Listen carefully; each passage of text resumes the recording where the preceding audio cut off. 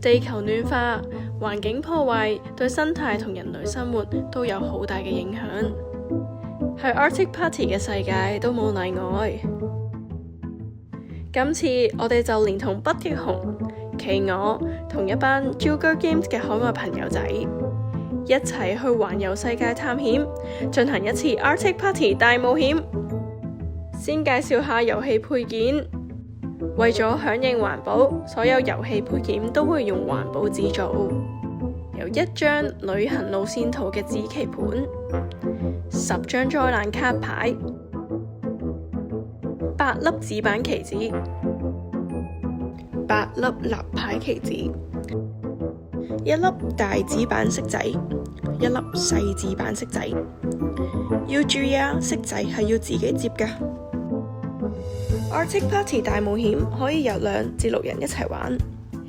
棋盤有100格，有中英兩面，用咗唔同地域嘅旅行路線做背景，而路線中嘅地方會有因氣候暖化而造成嘅災難同障礙，例如熱浪、冰雹、暴風雪、龍捲風等等。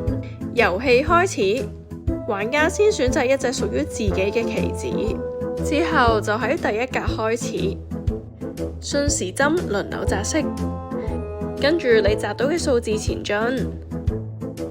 如果格上面有指示，就需要跟圖上嘅指示去做，例如前進、後退、暫停一次或者擲多一次。而當你停咗喺有災難發生嘅格上，可以睇返災難卡牌上嘅指示，認識下同體驗地球面對緊嘅氣候危機。如果到第100格嘅時候，你仲有啲點數剩嘅話，咁就要倒返轉行啦。最快嗰個到終點嘅玩家勝出。